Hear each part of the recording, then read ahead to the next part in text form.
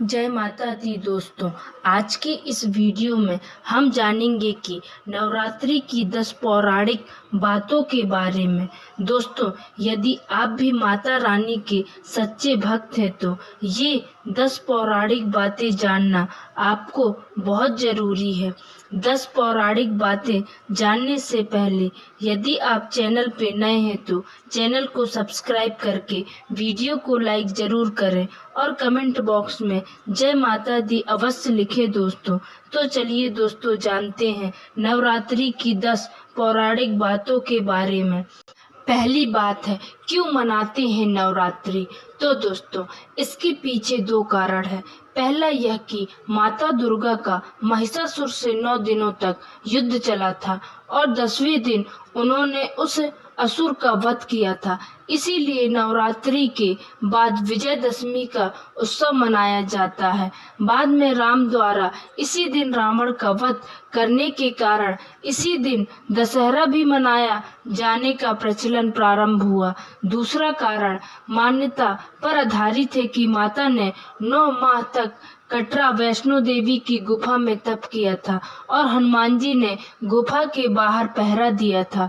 बाद में जब हनुमान जी का भैरवनाथ से युद्ध हुआ तो अंत में माता ने गुफा के बाहर निकलकर भैरवनाथ का वध कर दिया था। हमारी दूसरी बात है कि वर्ष में 4 बार ही नवरात्रि क्यों आती है। तो दोस्तों, साल में 4 नवरात्रि होती हैं। 4 में 2 गुप्त नवरात्रि और 2 सामान्य होती हैं। सामान्य में पहली नवरात्रि चैत माह में आती है जबकि दूसरी अश्विन माह में आती है।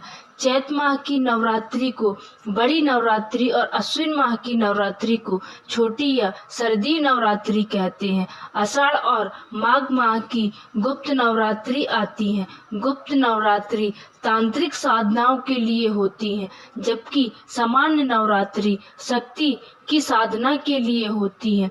तीसरा है, नवरात्रि के 9 दिन ही क्यों होते हैं। दरअसल दोस्तों, इन 9 दिनों में प्रकृति में विशेष प्रकार का परिवर्तन होता है और ऐसे समय हमारी आंतरिक चेतना और शरीर की भी परिवर्तन होता है। प्रकृति और शरीर में स्थित शक्ति को समझने से ही शक्ति की आराधना का भी महत्व समझ में आता है। असल में चैत्र और अश्विन के नवरात्रि का समय ऋतु परिवर्तन का समय है। ऋतु प्रकृति का हमारे जीवन, चिंतन एवं धर्म में बहुत महत्वपूर्ण स्थान रहता है।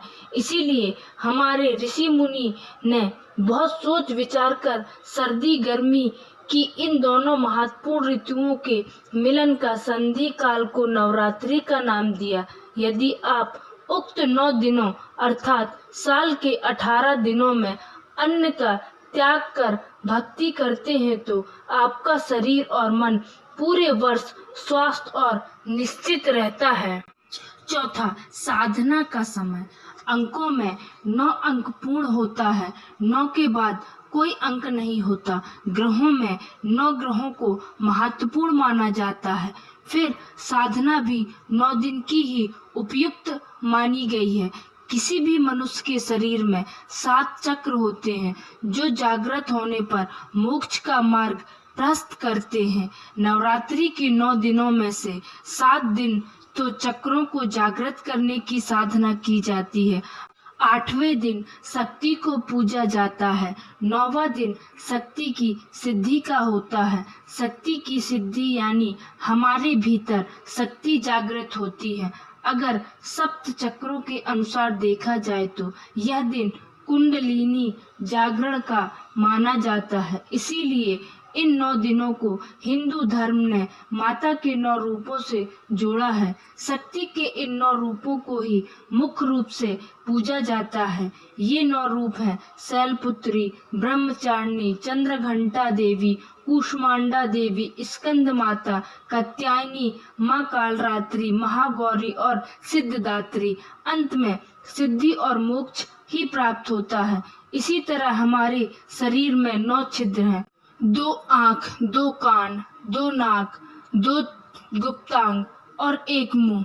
उक्त 9 अंगों को पवित्र और शुद्ध करेंगे तो मन निर्मल होगा और छठी इंद्री को जागृत करेगा। नींद में यह सभी इंद्रियां या छिद्र लुप्त होकर बस मन ही जागृत रहता है। 5वां है मनोकामना पूर्ति के लिए। पुराणों के अनुसार मान्यता है कि उक्त 9 दिनों में जो व्यक्ति अन्न का पूर्ण त्याग कर माता की भक्ति या ध्यान करता है, उसकी सभी तरह की मनोकामनाएं पूर्ण हो जाती हैं। या वह जो भी संकल्प लेकर 9 दिन साधना करता है, उसका यह संकल्प पूर्ण हो जाता है। इस दौरान कठिन साधना का ही नियम है।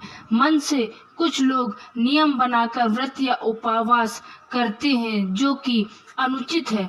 जैसे कुछ लोग चप्पल छोड़ देते हैं, कुछ लोग बस सिर्फ खिचड़ी ही खाते हैं, जो कि अनुचित है। शास्त्र सम्मत व्रत ही उचित होते हैं। 6वां है नव शक्ति और भक्ति। माता पार्वती शंकर जी से प्रश्न करती हैं कि नवरात्र किसे कहते हैं। शंकर जी उन्हें प्रेम पूर्वक समझाते हैं, नवरात्र 9 शक्तियों से संयुक्त है। इसकी प्रत्येक तिथि को एक एक शक्ति के पूजन का विधान है। 7वीं बात है रात्रि का महत्व। नवरात्र शब्द से नव अहोरात्र विशेष रात्रियों का बोध होता है। रात्रि शब्द सिद्धि का प्रतीक माना जाता है। भारत के प्राचीन ऋषि मुनियों ने रात्रि को दिन की अपेक्षा अधिक महत्व दिया है। यही कारण है कि दीपावली, होली, शिवरात्रि और नवरात्रि आदि उत्सवों को रात में ही मनाने की परंपरा है। यदि रात्रि का कोई विशेष रहस्य न होता तो ऐसे उत्सवों को रात्रि न कहकर दिन ही कहा जाता, जैसे 9 दिन या शिव दिन। परंतु हम ऐसा नहीं कहते। शैव और शक्ति से जुड़े धर्म में रात्रि का महत्व है, तो वैष्णव धर्म में दिन का। इसीलिए इन रात्रियों में सिद्धि और साधना की जाती है। 8वां बात है अलग अलग है देवियां। अलग अलग देवियों में त्रिदेवी, नवदुर्गा, 10 विद्या और 64 योगिनियों का समूह है। यदि शक्ति अंबिका सर्वोच्च है और उसी के कई रूप हैं, सती, पार्वती, उमा और काली माता भगवान शंकर की पत्नियां हैं। अंबिका ने ही दुर्गा मासुर का वध किया था, इसीलिए दुर्गा माता कहा जाता है। प्रत्येक देवी को उनके वाहन, भुजा और अस्त्र शस्त्र से पहचाना जाता है। अष्टभुजाधारी देवी दुर्गा और कात्यायनी सिर पर सवार है तो माता पार्वती चंद्रघंटा और कूष्मांडा शेर पर विराजमान है। शैलपुत्री और महागौरी वृषभ पर, कालरात्रि गधे पर और सिद्धदात्री कमल पर विराजमान है। इसी तरह सभी देवियों की अलग अलग सवारी है। हमारी 9वीं बात है दोस्तों 9 देवियों के 9 भोग के बारे में। शैलपुत्री हरण, ब्रह्मचारिणी दूध दही, चंद्रघंटा चौलई, कुष्मांडा पैठा, स्कंद माता चावल और अलसी, कात्यायनी हरी तरकारी, कालरात्रि काली मिर्च, तुलसी और नागोद, महागौरी साबूदाना, सिद्धदात्री आंवला और शतावरी। दोस्तों लास्ट और 10वीं बात है कौन है नवदुर्गा। शैलपुत्री, ब्रह्मचारिणी, चंद्रघंटा, कूष्मांडा, स्कंद माता, कात्यायनी, कालरात्रि, महागौरी और सिद्धदात्री। उक्त माताओं के संबंध में अलग अलग मत मिलते हैं। कुछ इन्हें माता अंबिका ही आध्यात्मिक रूप से मानते हैं, तो कुछ यह सभी माता पार्वती का रूप ही मानते हैं। पर्वतराज हिमालय की पुत्री होने के कारण उन्हें शैलपुत्री कहा जाता है। ब्रह्मचारिणी अर्थात जब उन्होंने तपस्या द्वारा शिव को पाया था। चंद्रघंटा अर्थात जिनके मस्तक पर चंद्र के आकार का तिलक है। उदार से अंत तक वे अपने भीतर ब्रह्मांड को समेटे हुए हैं, इसीलिए कूष्मांडा कहलाती हैं। उनके पुत्र कार्तिकेय का नाम स्कंद भी है, इसीलिए वे स्कंद की माता कहलाती हैं। यज्ञ की अग्नि में भस्म होने के बाद महिष कात्यायन की तपस्या से प्रसन्न होकर उन्होंने उनके यह पुत्री रूप में जन्म लिया था, इसीलिए वे कात्यायनी कहलाती हैं। कहते हैं कि कात्यायनी ने ही महिषासुर का वध किया था, इसीलिए उन्होंने महिष सुरमर्दिनी भी कहते हैं। इनका एक नाम तुलजा भवानी भी है। माँ पार्वती देवी काल अर्थात हर तरह के संकट का नाश करने वाली है, इसीलिए कालरात्रि कहलाती हैं। माता का वर्ण पूर्णतः गोरा है, इसीलिए वह महागौरी कहलाती है। जो भक्त पूर्णतः उन्हीं के प्रति समर्पित रहता है, उसे वे हर प्रकार की सिद्धि दे देती हैं, इसीलिए उन्हें सिद्धिदात्री कहा जाता है। तो दोस्तों, इस वीडियो में बस इतना ही। फिर मिलते हैं नेक्स्ट वीडियो में। तब तक के लिए धन्यवाद।